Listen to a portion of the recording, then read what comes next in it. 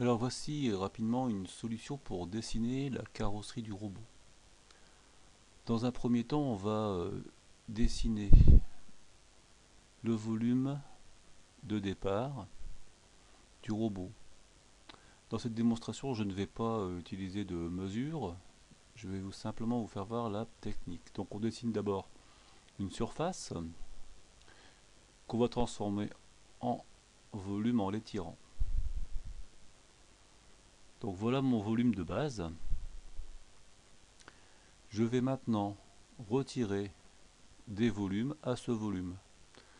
Et pour cela, je vais utiliser des surfaces. Donc pour créer des surfaces, sur cette surface-ci, je vais donc séparer en traçant par exemple une ligne. Alors je rappelle que je ne mets pas de mesure pour l'instant. Je vous fais voir simplement la technique. Une fois que j'ai donc fait deux surfaces, je vais pouvoir ôter le volume généré par cette surface. Et voilà. Il me suffit de faire la même chose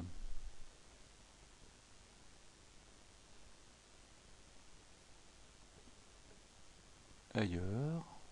Toujours la même technique. Voilà. Un arc de cercle.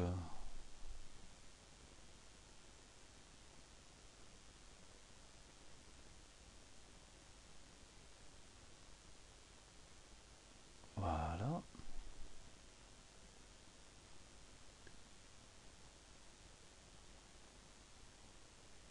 Et on va retirer également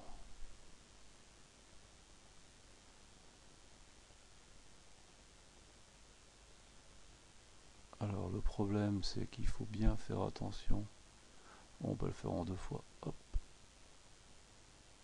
Voilà, jusqu'au bout. Et on va faire pareil ici.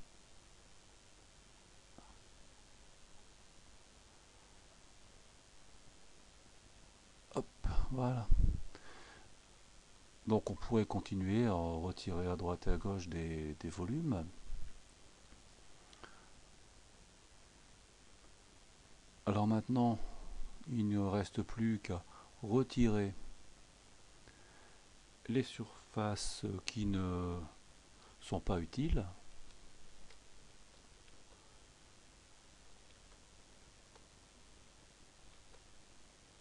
Voilà.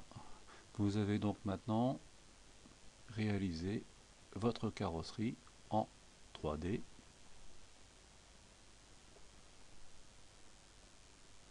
Il faut maintenant enregistrer votre travail.